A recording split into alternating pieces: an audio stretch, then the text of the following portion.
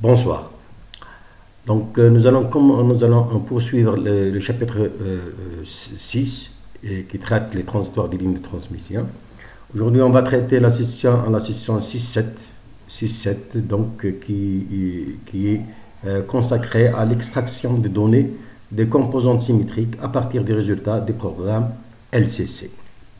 Mais avant de commencer, donc il est intéressant de souligner l'objectif principal de cette session, c'est l'extraction des composantes symétriques, c'est-à-dire Z012 à partir bien sûr du programme LCC. Le programme LCC, c'est un programme de l'EMTP, et ce programme permet le calcul des constantes de la ligne. Donc, tout à fait au début, il est intéressant de rappeler comment une ligne de transmission est construite. Donc ici, je vous montre un tronçon de ligne dans lequel on a mis trois pylônes. Donc, premier pylône, deuxième pylône et troisième pylône. Donc, le premier, là, c'est le deuxième. Et celui-là, c'est le troisième, donc c'est un tronçon de ligne. Nous avons ici les câbles de garde. Donc là, c'est le câble de garde. Et généralement, dans les lignes de transmission, nous avons un câble ou bien deux câbles. Donc, généralement, on peut avoir un seul câble de garde ou bien deux câbles. Donc ce câble de garde est utilisé pour la protection contre les coups de foudre directs touchant la ligne de transmission. Oui. Aussi, nous avons trois phases. Donc là, c'est la phase, supposons c'est la phase A, ça c'est la phase B et ça c'est la phase C. Donc ça, c'est les conducteurs de phase A, B et C. Et ces conducteurs de phase peuvent être au nombre de 1. Et dans ce cas de 1, donc, et dans ce cas, on parle de ligne à un seul câble, ou bien phase construite à partir d'un seul câble, ou bien nous pouvons avoir jusqu'à 8 conducteurs élémentaires, et on parle dans ce cas de ligne, bien de phase en faisceau. Donc ces faisceaux-là peuvent se composer de 2 jusqu'à 8 conducteurs par phase. Bien sûr, nous avons généralement quelques données géométriques, donc telles que la distance entre les phases. Donc entre les phases, nous avons les distances entre phases et terre. Donc et nous avons aussi ce qu'on appelle la portée, qui est définie comme étant la distance qui sépare deux pylônes successifs. Par exemple, ici c'est la portée numéro 2, ici c'est la portée numéro 1, par exemple. Ces portées-là peuvent aller jusqu'à, selon le type de pylône, jusqu'à 700 mètres et plus. Alors, les pylônes, généralement, qu'on a, donc nous avons des données géométriques, telles que par exemple le pylône qui est de gauche. Là, il se compose de deux conducteurs comme étant des câbles de garde. La distance qui sépare les deux conducteurs ici, à titre d'exemple, c'est 10 mètres. Nous avons aussi, ici, ce sont les distances verticales qui sépare le conducteur de phase par rapport à la Terre. Nous avons ici deux valeurs. La première valeur, c'est la distance au niveau du pylône, et la deuxième valeur, c'est la valeur à demi-portée, c'est-à-dire ce qu'on appelle en anglais at mid-span. Donc, nous avons ces deux valeurs-là. Là, c'est pour la phase, disons la phase B, donc ça c'est la phase, supposons c'est la phase C, hein. Ça, c'est la phase C, ça, c'est la phase B, ça, c'est la phase, pardon, c'est la phase A. Et chaque phase a une distance par rapport à la Terre dans deux lieux différents. Donc, au niveau du pylône et au niveau de la demi-portée. Aussi, nous avons les distances horizontales qui séparent, pardon, c'est pas ça, qui séparent la phase B de la phase C et qui séparent la phase A de la phase B et aussi celle qui sépare la phase A de la phase C. Nous avons aussi les dimensions concernant le pylône lui-même. Donc, à sa base, nous avons une certaine distance. Et à cet étranglement-là, vous avez une autre distance. Et ici, vous avez les isolateurs. Et chaque isolateur a une certaine distance, généralement, qu'on peut introduire facilement. Pardon.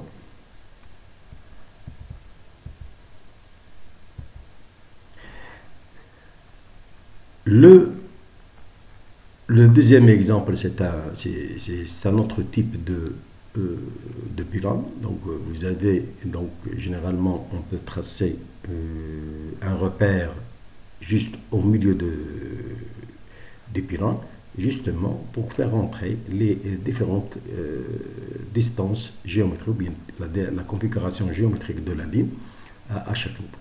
Ces données-là sont nécessaires pour le calcul des paramètres de la ligne. Alors, à titre d'exemple, donc ici nous avons tracé une portée entre un pylône et le deuxième pour le câble de garde, pour la phase A et pour la phase B et C. Bien sûr, ces portées-là sont pour le pylône de droite. Donc, on a pris cet exemple-là et on a tracé les portées entre le pylône numéro 1 et le pylône numéro 2. Bien sûr, ici, vous allez remarquer que la distance au niveau des pylônes, c'est 40, par exemple pour le câble de garde, c'est 46,55 et cette distance va faire une diminution. Donc, nous avons ici une certaine flèche. Si on prend l'horizontale ici, donc nous avons une certaine flèche entre ce point, c'est le point minimum, et ce point. Alors la distance avec laquelle travaille le MTP, c'est cette distance-là, qui est donnée par cette expression-là, H équivalent est égal à 2 tiers de V mid plus 1 tiers de V tau. Le V mid, c'est la distance du câble de phase ou bien du câble de garde par rapport à la Terre au niveau du pylône. Pardon, au niveau du milieu de portée. Là, c'est une portée, donc au niveau du milieu. Et plus 1 tiers de V tau. V tau, c'est la distance verticale de ce même conducteur, mais au niveau du pylône. Par exemple, cette distance-là, c'est 46,55. Et à chaque fois, le MTP fait ce calcul-là. Donc, la distance effective moyenne équivalente utilisée par le logiciel, c'est H équivalent et non pas la distance au niveau du pylône ou bien la distance au niveau du milieu de la portée. Donc, si l'on suppose que cette distance, par exemple, pour le câble de garde est celle-ci, donc H équivalent du câble de garde, en appliquant cette formule-là, donc c'est 41,87. Puisque ici 46,55 c'est pour la distance, c'est V tau, et V mid c'est aux alentours de, là vous avez 32,5. Vous avez 32,5. Et en appliquant cette formule-là, donc nous obtenons un H équivalent pour le câble de garde de 41,87 mètres. De même, on peut utiliser la même formule pour les autres câbles de phase. Pour la phase A, celle qui est en bleu, donc c'est 21,87 mètres. Pour la phase B et C, il se trouve que ces deux phases sont au même niveau et on obtient donc une distance équivalente, bien une distance verticale équivalente de 13,2 mètres. Donc là, c'est à peu près la composition, la configuration géométrique de notre ligne, et ces données-là vont être utilisées dans le MTP afin qu'on puisse faire tous les calculs. Ici, on remarque ici que la portée entre 0 et 390 mètres, donc la portée pour ce cas, c'est 390 mètres.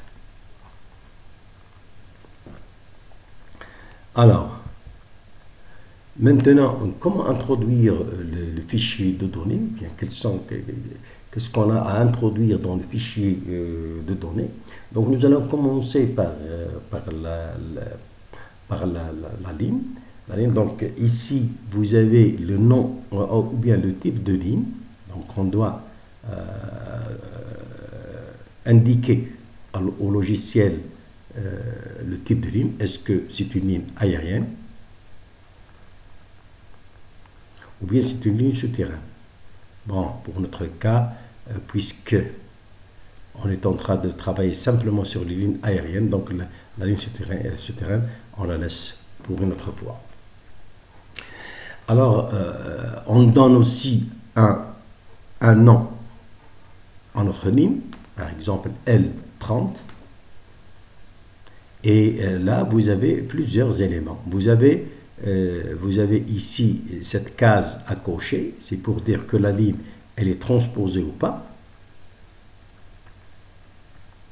Elle est transposée ou pas. Donc, si vous cochez cette case, donc vous indiquez au logiciel que la ligne en question est une ligne transposée. Vous avez aussi la deuxième case qui est réservée aux conducteurs en faisceau. Donc, c'est pour les conducteurs en faisceau. On va en parler plus tard. Donc, pour ce cas, on n'a pas à la cocher. Donc, on va indiquer à notre logiciel que la ligne, elle se compose d'un seul conducteur par phase. Alors, vous avez aussi ici cette case à cocher pour dire que la matrice, pour indiquer au logiciel de travailler avec une matrice réelle, donc qui n'est pas, donc la partie imaginaire est nulle. Vous avez aussi ici pour les unités, donc le LCC est un programme très général, donc il peut travailler en unité internationale, SI, ou bien en unité anglaise. Donc vous avez le choix, selon les données que vous avez dans l'exercice, vous avez le choix d'utiliser les données, si vous voulez, les unités métriques, ce qui veut dire vous allez utiliser le système international des unités ou bien les unités anglaises. Vous avez aussi ici le nombre de phases à indiquer, combien de phases dans votre cas. Et là, comme ça, vous avez déjà pour ce premier cadran, vous avez introduit la majorité des données nécessaires. Passons maintenant aux données standards. Pour les données standards, donc nous avons à donner la valeur de la résistivité en ohms par mètre. Dans notre cas, on a pris 100.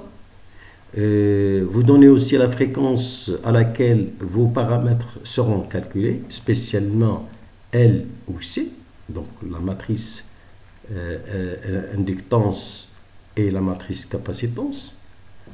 Vous donnez aussi la longueur de votre ligne, ici, dans notre cas, c'est 100 km, puisque nous avons utilisé des unités internationales, donc la distance, elle est en mètres, ou bien kilomètres si vous voulez. Alors cette case-là à cocher, c'est simplement, c'est un esthétique du logiciel, donc pour que la section, dans la section, quand on voit la section, ici on trouve la longueur qui est égale à 100 km. C'est pour indiquer au logiciel d'indiquer sur le schéma que la distance elle est de 100 km ou bien de 120 ou encore. Alors la troisième, la dernière partie des données ici, la dernière partie concernant cette partie-là, c'est le modèle à utiliser. Bon, il y a trois modèles, José Marti, Noda et Semlien, ce sont des modèles en fonction de la fréquence, donc ils varient en fonction de la fréquence, en fonction de f. Donc ces trois, on ne va pas les étudier pour le moment. Ce que nous allons étudier, c'est Bergeron. Donc là, c'est les paramètres répartis. Et là, c'est le modèle en pi, donc les paramètres concentrés. Donc c'est le modèle en pi. Donc vous indiquez au logiciel quel type de modèle vous allez utiliser. Bien sûr, on va se limiter dans cette session pour Bergeron et pi seulement. Une fois que vous avez introduit toutes les données pour cette première fenêtre, nous allons introduire les données géométriques de notre ligne. Les données géométriques de ligne, c'est ce qu'on vient de discuter. Vous avez ici, si vous passez à Data, ici, cette partie-là, donc si vous cochez, si vous cliquez sur Data, donc vous aurez cette fenêtre-là qui apparaît. Bon, cette fenêtre, elle apparaît parce que vous avez un seul conducteur par phase, donc elle est un seul conducteur par phase. Donc il y a d'autres données qui n'interviennent pas et qui n'est pas nécessaire de visualiser. On va juste après les voir. Donc les données qu'on peut donner, ce sont premièrement le rayon intérieur et le rayon extérieur du conducteur. Donc généralement, nous avons plusieurs types de conducteurs. Donc un des conducteurs les plus utilisés, c'est de l'aluminium acier. C'est l'aluminium acier. Dans ce cas, vous avez un diamètre extérieur qui est celui du conducteur. Vous avez un diamètre intérieur qui est celui de l'acier. Là, c'est de l'acier. Là, c'est de l'aluminium. Et dans ce cas, on doit donner le rayon intérieur et le rayon extérieur. Maintenant, si votre conducteur, par exemple, c'est du cuivre seulement, ou bien c'est de l'aluminium seulement, donc le type AAC, c'est le type de conducteur là où il s'est fait spécialement avec seulement de l'aluminium. Dans ce cas, le diamètre intérieur n'existe pas parce que c'est la même matière. Donc, ici, comme ce cas, donc il suffit de donner des zéros, c'est tout. Et là, c'est le rayon extérieur. Donc, vous avez le diamètre, vous le divisez en deux et vous aurez votre rayon extérieur, air out.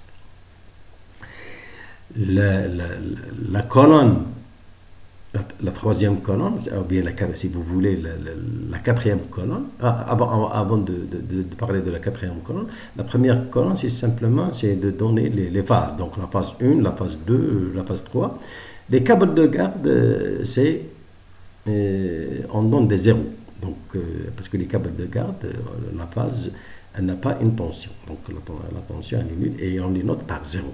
Pour le logiciel, si vous mettez zéro, pour lui, c'est un câble de garde. La quatrième colonne, elle est réservée à la résistance en ohms par kilomètre. Ces données-là sont données par le constructeur de câbles, c'est-à-dire le fournisseur de câbles doit mesurer les câbles et va nous donner la valeur de la résistance par kilomètre. Ici, vous remarquerez là que pour les phases, on a utilisé le même câble, donc nous avons les mêmes résistances. Et nous avons utilisé les mêmes câbles pour les deux câbles de garde, nous avons la même résistance. Alors là c'est la configuration, si vous voulez. Donc, je vais supposer que ça, c'est la Terre.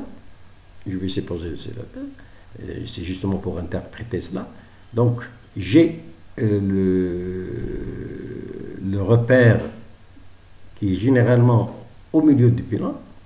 Alors, pour les distances horizontales, j'ai un conducteur à moins 10, j'ai un conducteur à 0, donc il est là, Bon, je vais effacer là pour mieux comprendre le... Et j'ai un autre conducteur qui est là, à 10. Donc la distance, là, c'est plus 10. Là, c'est aussi 10, mais bien sûr, le sens positif, il est là. Ça, c'est le sens positif. Donc ça, c'est plus 10 si vous voulez, et ça, c'est moins 10. Et le 0, il est là. Alors, nous avons deux câbles de garde. L'un à moins 7, c'est à peu près là. Et le deuxième, c'est à 7, il est à peu près là. La distance verticale, donc cette distance verticale, vous êtes en train de remarquer que la distance au niveau des pylônes et au niveau du milieu, c'est la même. Là, on dirait qu'on a calculé, bon, nous avions une distance pareille, nous avons calculé H équivalent. H équivalent, c'est nous-mêmes qui avons calculé, mais ce n'est pas nécessaire, c'est pas vraiment nécessaire. Mais ici, on a pris du 20. La même chose pour la phase B, la même chose pour la phase C. Donc là, c'est une nappe horizontale. Donc les câbles sont en nappe horizontale. Les conducteurs de phase, les conducteurs de garde, ceci, nous avons une distance ici de 9. De telle manière que la distance totale sera de 29 mètres. Là, si la ligne, elle était composée simplement d'un seul conducteur par phase. Là, c'est tout ce que nous avons besoin, justement, pour que le logiciel puisse faire les calculs nécessaires pour les constantes de la ligne, c'est-à-dire la matrice résistance, la matrice inductance et la matrice capacitance. Nous allons justement, l'objectif de cette session, c'est pour déterminer justement comment extraire ces données à partir du calcul fait par le logiciel, spécialement par le sous-programme LCC, Line Constant Calculation. Alors maintenant, si par exemple nous avions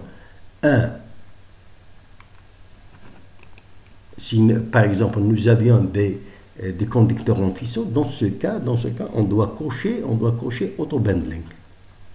Là, dans le premier cas, ce n'était pas coché, et dans ce cas, le logiciel a compris qu'il n'y avait pas de conducteur en faisceau, nous avions un seul conducteur par phase.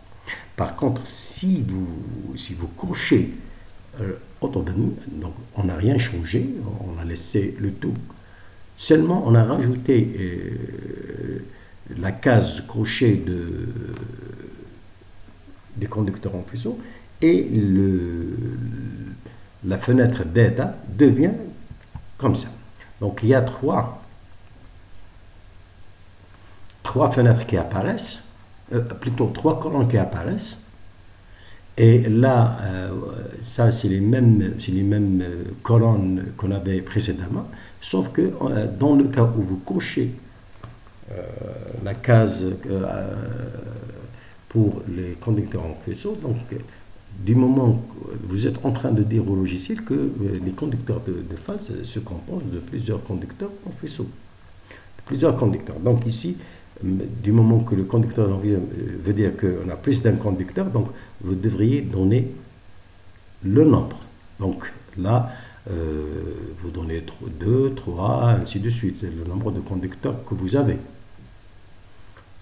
Alors, vous avez aussi la séparation. La séparation, c'est la distance qui sépare un conducteur de l'autre. Donc, si vous avez deux conducteurs par phase, cela veut dire que c'est comme ça. Et la distance, la séparation, c'est là. Généralement, par exemple, 40 cm entre une phase et une phase, entre quelque chose de conducteur élémentaire. Mais si vous avez trois conducteurs par phase, dans ce cas, il y a un autre paramètre qui intervient, c'est l'angle. Donc vous avez un certain angle de ce conducteur par rapport à ce conducteur. Donc vous avez cet angle-là. Vous avez ces angles-là. Vous avez ces angles-là, donc ça intervient dans le nombre de conducteurs par phase. Bien sûr, revenons maintenant à notre exemple.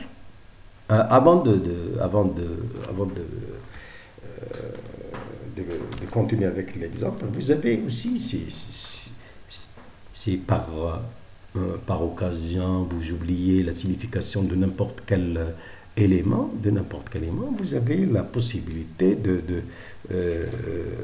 d'aller vers le help. Donc, ce help, donc demander de l'aide, cette aide va vous donner, elle va vous donner le help et la signification de chaque élément. Vous avez le nombre de phases, la résistance, la réactance, R out, R in, l'horizontale, β, V mid et C par alpha. C'est les paramètres qu'on vient d'expliquer et vous avez le help, donc vous pouvez prendre connaissance de la signification de chaque paramètre et par là vous pouvez donner la valeur exacte de ce paramètre. Je vais revenir maintenant à notre cas. Une fois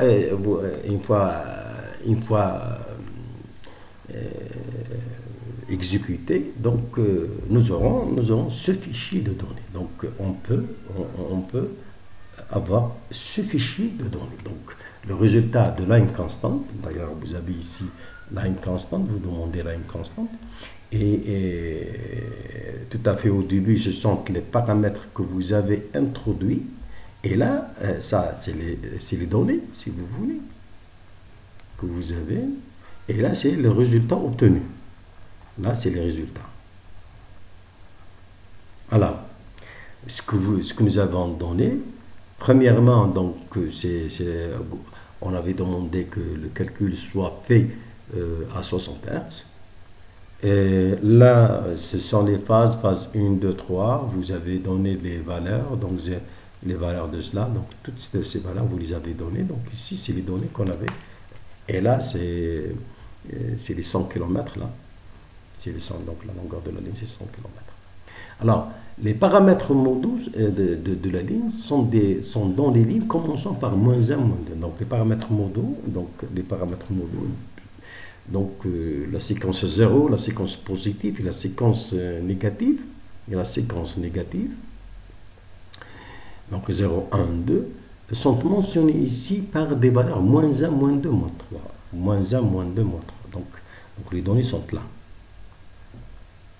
On va voir la signification de chacun d'eux. Alors, la matrice de transformation modale décourante, donc la matrice TI, c'est cette matrice-là. Nous avons donné une matrice réelle, nous avons exigé une matrice réelle, si on revient un petit peu ici, nous avons demandé une matrice de transformation réelle et non pas complexe. Donc la partie imaginaire de cette matrice-là est nulle. Et c'est ce qu'on peut remarquer là. Donc vous avez la première ligne, c'est la partie réelle.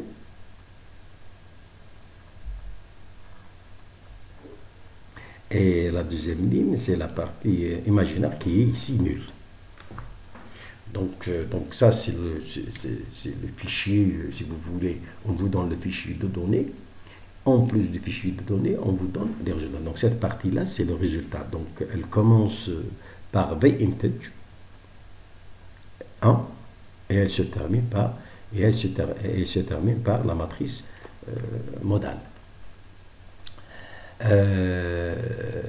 Alors,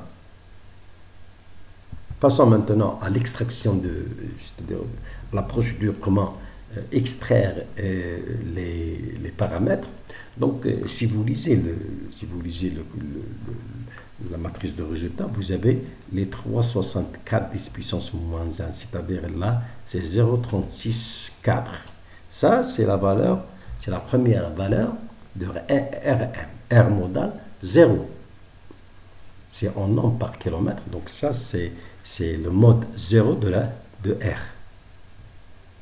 La deuxième valeur, 7,25 10 puissance moins 2, c'est-à-dire, quelle est la valeur là? 7,25, celle qui vient en bas. 7,25 10 puissance moins 2, là c'est RM1. Ça c'est RM1. Et la valeur de 7,17, c'est RM2. Ce qui veut dire que RM0 c'est là. Là c'est RM1. et là c'est RM2. Donc la première colonne, elle donne RM0, RM1 et RM2. La deuxième colonne, si on revient ici, la deuxième colonne, c'est l'impédance caractéristique de la ligne. En séquence 0 pour la séquence 1 et pour la séquence 2. Donc Z modal 0, Z modal 1 et Z modal 2. Et Z modal 2. Donc si on vient là, donc là, la première c'est ZM0, là, la deuxième c'est ZM1 et la troisième c'est ZM2. Ici, ce sont les vitesses. Là, c'est VM0, VM1 et VM2. Donc, VM0, là, c'est les Z en et là, c'est les vitesses en mode 0, mode 1 et mode 2. D'accord? Et ici, si vous allez voir ici, là, c'est le troisième paramètre, là, c'est ça, c'est... vous avez la valeur de 100, ça, c'est la distance de la ligne, donc c'est la longueur qui est de 100 km. Donc, c'est à partir de là qu'on a... Alors, je vais rappeler un petit peu ce qu'on avait fait auparavant. Nous avons l'impédance caractéristique, qui généralement, elle est égale à Lm sur Cm. Et la vitesse, c'est 1 sur la racine carrée de LMCM. Alors, à partir de là, si j'élève au carré le Zm, donc là, je peux prendre Zm au carré, ce sera Lm sur Cm. Ce qui veut dire que Lm, si je calcule Lm, c'est Cm par Zm au carré. D'accord? Alors, là, si je prends la deuxième, si j'élève Vm au carré, là, je peux avoir Vm au carré, où elle est égale à 1 sur LmCm. LmCm. Ce qui veut dire que Cm, elle est égale à 1 sur Vm au carré Lm. C'est à partir de la deuxième équation. Bien. Donc, c'est égal à 1 sur Vm au carré. Donc, j'ai remplacé Lm par sa valeur. Sa valeur, c'est quoi? C'est Cm Zm au carré. Donc, Cm est égal à 1 sur Vm au carré, Cm Zm au carré. Ce qui veut dire que si le Cm, il devient là, Cm au carré, c'est égal à 1 sur Vm au carré, Zm au carré. Et à partir de là, j'ai Cm qui est égal à ça. Donc, le Lm, c'est ça. Et le Cm, c'est cela.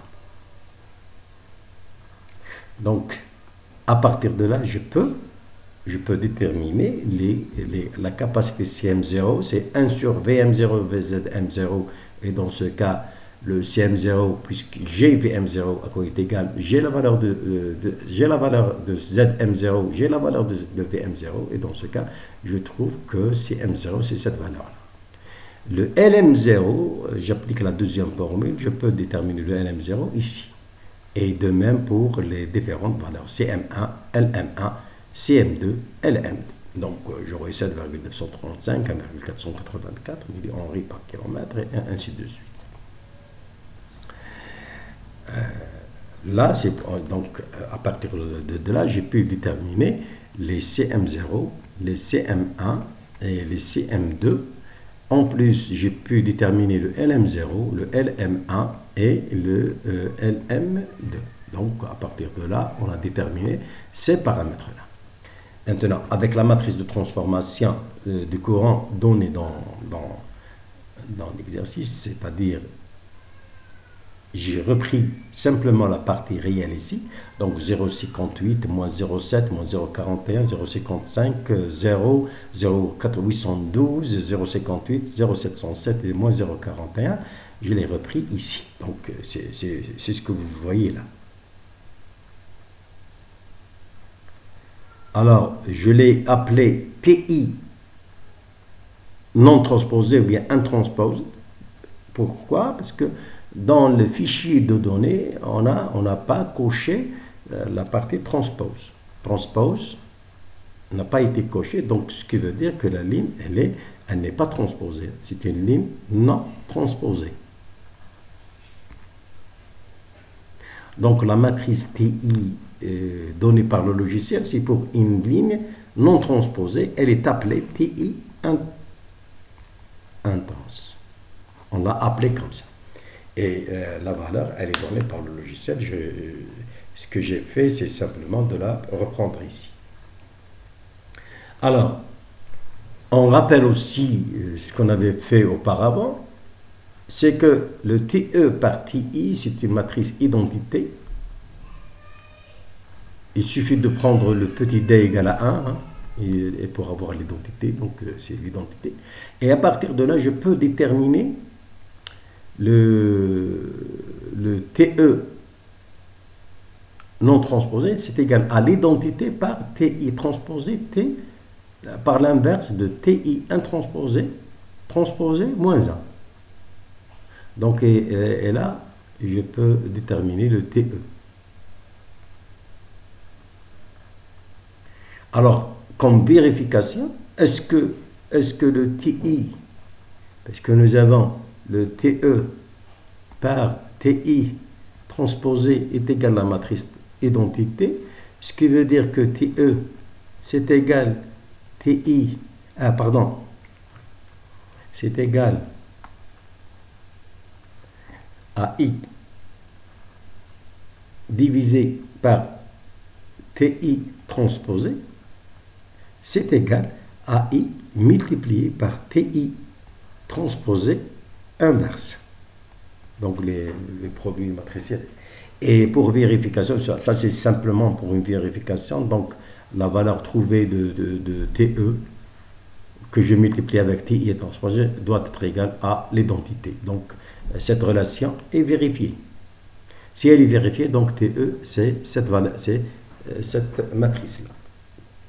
Alors, à partir de là, nous pouvons maintenant trouver les matrices du domaine ABC pour la résistance, pour l'inductance et pour la capacitance par unité de longueur. Donc, bien sûr, là, vous pouvez revoir l'équation 628 et 629 je crois, de la session 3 ou 2. Session 6.2 ou bien 6.3. Donc, c'est les formules 6.28 et 6.29 qui stipulent que pour R' non transposé, c'est égal à quoi? C'est égal à la matrice TE multipliée par la matrice RM0, RM1, RM2 qu'on a extrait de LCC. C'est une matrice, si vous voulez, diagonale, par le TI intransposé moins 1. Et comme ça, vous allez trouver la résistance R'. La même chose peut se faire pour L'. Vous allez retrouver cette matrice-là. Donc, c'est TE, c'est TE intransposé par la matrice LM0, LM1, LM2, par la matrice diagonale LM0, LM1, LM2, et que vous multipliez par TI moins 1. De même, on peut retrouver aussi le C'. Le C', c'est TI transposé par TE transposé, et c'est la matrice diagonale CM0, CM1, CM2, et on va. Donc, en utilisant la matrice de transformation TI et TE, et les valeurs extraites CM0, CM1, CM2, LM0, LM1, LM2 et RM0, RM1, RM2, nous pouvons déterminer donc les différentes matrices R', L', C'. Donc on a pu déterminer ces... Bien sûr, intransposé, c'est pour dire qu'on est dans le cas où la ligne, ça c'est pour la ligne non transposée. Donc la ligne, notre ligne, toujours non transposée, pardon. Je vais passer cela, c'est une ligne non transposée. C'est une ligne non transposée. Alors, rappelons que le facteur A, il est égal, le facteur A, si je donne au facteur A l'exponentielle de J120, donc je peux définir une matrice A012 est égal 1, 1, 1, 1, 1, 1, A carré A, 1, A carré. C'est la matrice des composantes symétriques. Et cette matrice-là est appelée la matrice de Fortescue. C'est la matrice de Fortescue, c'est la matrice A, A0, A2. Alors, nous avons, pour notre ligne, c'est une ligne de 100 km, la fréquence avec laquelle nous avons travaillé, c'est 60 Hz, ce qui veut dire que nous avons un oméga est égal à 2πf, c'est à peu près 377 radians par seconde. Alors, je peux déterminer le ZABC. Le ZABC, le ZABC, c'est ZABC, Z, si vous voulez ABC, ce n'est autre que R' plus J oméga L'. Bon, R' et L' sont par unité de longueur, je dois multiplier par la longueur de la ligne. Par la longueur de la ligne. Donc, c'est ce qui est là. Donc, R' plus J oméga L' multiplié par la longueur. Et dans ce cas, j'aurai la matrice Z, A, B, C. Maintenant, pour déterminer la matrice Z012, c'est-à-dire la matrice symétrique, donc les composantes symétriques, donc Z0 et Z1 et Z2, il suffit d'utiliser la formule A012 inverse par ZABC par A012. Et dans ce cas, vous allez avoir cette expression-là. Donc, c'est un produit de 3 matrices. Donc, vous multipliez les 2 matrices au début et après cela, vous multipliez par la matrice A0. Bien sûr, le calcul matriciel exige que le calcul soit fait dans ce sens. Et on ne peut pas faire d'autres. Donc, pour le calcul matriciel, donc, je pense que vous êtes assez. Calcul matriciel et non pas avec un seul M. Pour le calcul matriciel, donc vous utilisez vos calculatrices scientifiques, le problème est là. Là, donc, nous avons pu déterminer la matrice ZABC et à partir de ZABC et l'utilisation de la matrice de Fortescue, nous avons pu déterminer la matrice Z012. Et c'était là, l'objectif de cette session-là. Donc cette session-là, c'est comment déterminer, comment on va extraire le Z012 à partir du résultat du programme LCC. Et nous avons pu obtenir Z012, mais nous avons pris le cas d'une ligne non transposée. Qu'est-ce qui se passerait si notre ligne était transposée? C'est-à-dire, en quelque sorte, si nous avions coché la partie que la ligne, et elle était transposée. Là, si elle est transposée, donc nous avons besoin seulement des composantes symétriques et non pas de la matrice ZABC. Si par exemple dans notre calcul, on ne veut pas de matrice ZABC, mais spécialement la matrice Z012, et pour une ligne transposée cette fois-ci. Le programme LCC cette fois-ci, il va nous donner un autre résultat qui est un petit peu différent du premier. Et là, nous avons une remarque, c'est que les valeurs modales sont les mêmes que les composantes symétriques dans ce cas. Donc, non pas comme le premier cas, mais ici, les composantes symétriques sont eux-mêmes les valeurs modales. Alors, le résultat, le fichier de résultat que j'ai fait ici, donc la première partie, ce sont les données que nous avons données. Hein. Là, ce sont les données, et là, c'est le résultat.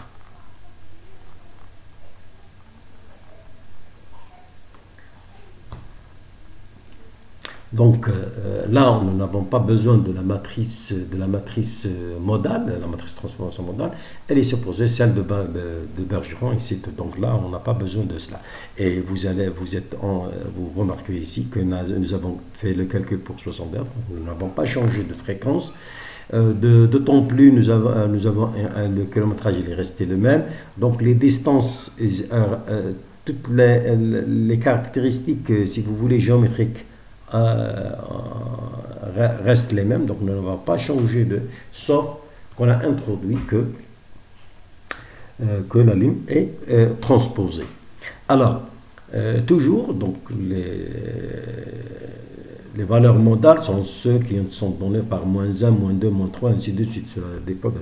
Ici, vous allez remarquer que la troisième colonne n'existe pas. Donc la première fois, nous avons la troisième colonne, elle est supposée étant comme la deuxième, puisque la ligne est transposée. Donc, pour la ligne transposée, vous n'allez pas retrouver une matrice en bas de 3 lignes. Là, vous avez simplement 2 lignes. À partir de là, qu'est-ce que nous avons? Le R0B, c'est 3,64, donc c'est la première valeur. Donc, Rm, c'est le même que R0. C'est pour cela qu'on avait mentionné que les valeurs modales sont les mêmes que les composantes symétriques. Donc il n'y a pas une différence entre les valeurs modales et les valeurs symétriques, comme c'était le cas pour la ligne non transposée.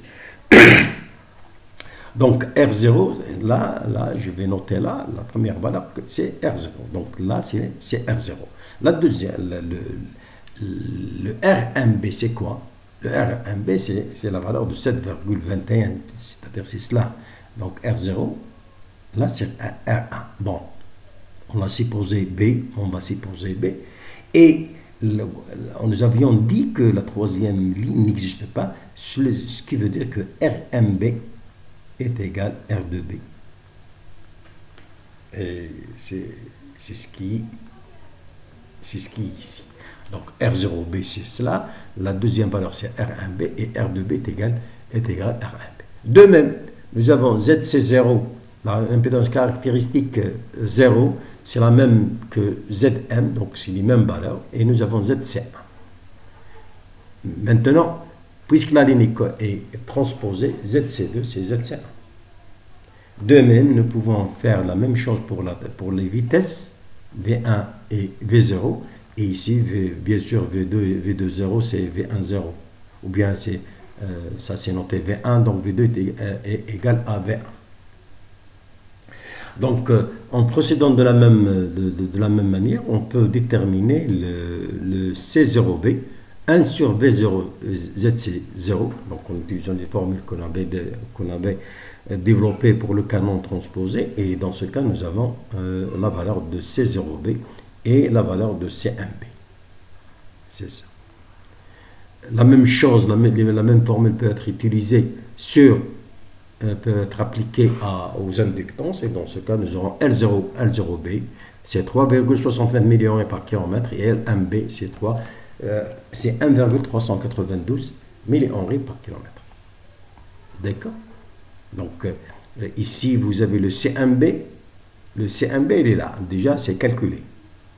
Cette valeur va être utilisée. ZC1, oui, ZC1 c'est là. Et je peux déterminer ça. La même chose ici, pour L0B, C0B où? C0B, c'est déjà calculé auparavant. Donc c'est pour cela qu'on a calculé les capacitances avant de calculer les inductances. Et ZC0, c'est la valeur obtenue du logiciel, donc du sous-programme LCC. Donc là, nous avons pu déterminer le C0B, le C1B, nous avons déterminé le L0B et le L1B. Donc, vous êtes en train de remarquer que on est en train de suivre la même procédure. Donc, le résultat de LCC est extraire les valeurs à partir de LCC et en tenant compte des formules qu'on connaît, comment déterminer les capacitances en utilisant la vitesse et l'impédance caractéristique. Nous avons pu déterminer la capacité des modes 0, bien composante symétrique 0, et la composante symétrique directe. Alors à partir de là, nous pouvons déterminer Z0. Il faudrait, pour Z0, c'est R0B plus 1 plus J oméga L0B, qu'on multiplie avec la longueur. Bon, ici, la longueur, c'est 100 km, bien sûr, elle ne change pas. Et dans ce cas, nous avons la matrice, la valeur de Z0 dans le cas transposé. Là, vous êtes en train d'observer que au lieu de Z0, nous avons calculé auparavant Z0 intransposé, et là, c'est transposé, donc cette valeur-là. La même chose peut être faite sur Z1, et nous avons cette valeur-là. Donc ça, c'est la résistance, et là, c'est la réactance capacité. Alors, si on veut comparer au résultat antérieur, donc là c'est la valeur obtenue pour le cas non transposé, et là c'est la valeur obtenue pour le cas non transposé. Là c'est le mode 0, ça c'est le mode 1. Donc je compare Z0 à les deux modes 0 pour le cas transposé et transposé, je vais les comparer. Donc je trouve une erreur de 0,0073%. Et pour le mode 1, donc entre cette valeur-là et cette valeur-là, je trouve une erreur de 0,0022%. Alors là, donc le cas transposé avec le cas non transposé. Bon, on peut aussi, si vous voulez, utiliser le LCC pour extraire ces paramètres, mais cette fois-ci, une troisième option, si vous voulez, c'est d'utiliser le modèle en pi, le modèle couplé pi. C'est le modèle en pi. Donc, au lieu d'utiliser le modèle de Bergeron, c'est pour les paramètres répartis, je vais utiliser le modèle en pi. Bon, si vous voulez, pour le logiciel, pour le LCC, là, il donne l'impédance multipliée par la longueur du segment de ligne. Donc, là, le logiciel, il multiplie directement par la longueur de la ligne, c'est-à-dire